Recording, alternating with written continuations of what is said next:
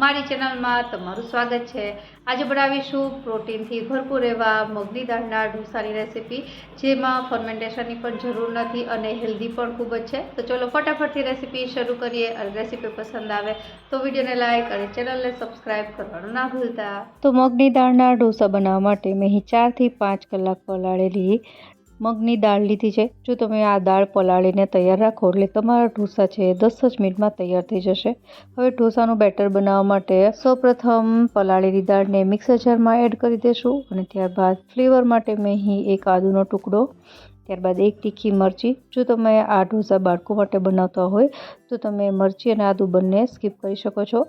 ત્યારબાદ half teaspoon જેટલું આખું જીરું અને સ્વાદ પ્રમાણે મીઠું, બસ આટલી જ વસ્તુ એડ કરવાની છે અને થોડું પાણી 2 થી 3 ટેબલસ્પૂન જેટલું। હવે આ બધી વસ્તુને ગ્રાઇન્ડ કરી લેશું।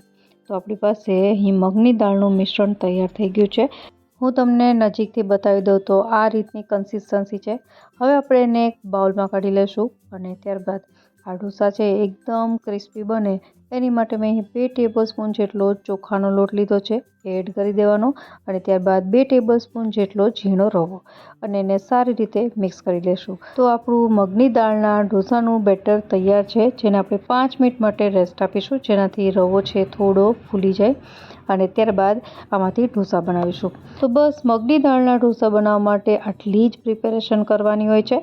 હવે બેટર રેસ્ટ થઈ ગયું છે તો અહીં મેં ઢોસા તવો લીધો છે, જેને મીડિયમ ગેસની ફ્લેમ પર એક વખત ગરમ કરી લીધા બાદ થોડું પાણી ઉમેરીશું અને ત્યારબાદ એને સારી રીતે સાફ કરી જે આપણે ઢોસાનું બેટર તૈયાર કર્યું છે એનાથી નોર્મલ જે આપણે ઢોસા બનાવીએ છીએ એ રીતે જ આપણે પાથરી દેવાનું છે। જો તમારી પાસે કાસ્ટ આયર્નનો તવો હોય તો એ પણ ખૂબ જ સારો છે। મારી પાસે આ નોનસ્ટિક તવો છે તો અત્યારે હું ઢોસા છે નોનસ્ટિક તવા પર બનાવી રહી છું। હવે એક વખત સારી રીતે ઢોસો છે સેટ થઈ જાય ત્યારે ગેસની ફ્લેમ છે મીડિયમ કરી દેવાની। ઢોસો પાથરો ત્યારે લો રાખવાની છે, ખાસ યાદ રાખવું। અને હવે સૌપ્રથમ પહેલાં બટર એડ કરીશું। બટર છે એનાથી ઢોસો ક્રિસ્પી થતો હોય છે, તો બટર ખાસ એડ કરવું, ન હોય તો તમે ઘી પણ એડ કરી શકો, તેલનો ઉપયોગ છે ન કરવો। હવે એક વખત બટર છે એ સ્પ્રેડ થઈ ગયા બાદ ગેસની ફ્લેમ લો કરી દેશું અને હવે વેજીટેબલ ઉમેરવાના છે। તો મેં અહીં એકદમ ઝીણા સમારેલા કેપ્સિકમ, ડુંગળી, ટમેટાં, ઝીણી સમારેલી કોથમીર અને પનીર છે ગ્રેટ કરી લીધું છે। આ બધી જ વસ્તુ છે આપણે આમાં ઉમેરી દઈશું। તમે તમારી રીતે આમાં વેરિએશન કરી શકો, જેમ કે કોર્ન જો ભાવતા હોય તો એ પણ એડ કરી શકાય, તો એ બોઇલ કરીને ત્યારબાદ ઉમેરવા।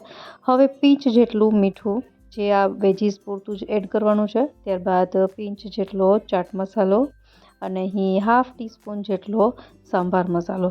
હવે આ બધી વસ્તુને સારી રીતે મિક્સ કરી દઈશું અને હવે આ બધા વેજીસ છે થોડા સોફ્ટ થાય ત્યાં સુધી આપણે એને કૂક કરવાના છે। તો અહીં ગેસની ફ્લેમ એકદમ લો જ રાખવાની, જેનાથી ઢોસાનો જે નીચેનો પાર્ટ છે એકદમ ક્રિસ્પી થશે અને એકદમ ધીમા ગેસે જે આ વેજીસ છે એ કૂક થશે। આપણે એને એકદમ કૂક નથી કરવાના, જસ્ટ થોડો ક્રંચ જે આવે એ રીતે।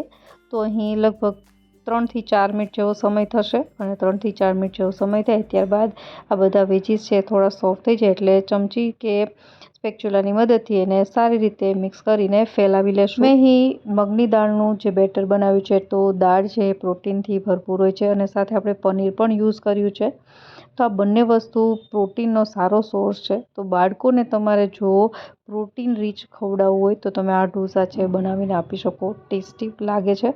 હવે આવી રીતે મેં પાથરી દીધા બાદ આપણો ઢોસો છે ક્રિસ્પી થઈ ગયો છે નીચેથી, તો એને આપણે આ રીતે ફોલ્ડ કરીને લઈ લેશું અને આ રીતે બીજા ઢોસા પણ બનાવી લેવાના અને એને તમે કોકોનટ ચટણી સાથે સર્વ કરી શકો, ગ્રીન ચટણી સાથે પણ સર્વ કરી શકો। તો છે ને એકદમ સહેલા બનાવવા, થોડું કૂક કરતી વખતે લો ગેસની ફ્લેમ પર કરશો એટલે તમારા ઢોસા એકદમ ક્રિસ્પી જ બનશે। તો એકદમ સરળતાથી બની જતા આ મગની દાળના ઢોસાની રેસીપી તમને કેવી લાગી એ મને કમેન્ટ બોક્સમાં જરૂરથી જણાવજો। ફરી મળીએ નવી રેસીપી સાથે, ત્યાં સુધી બાય બાય।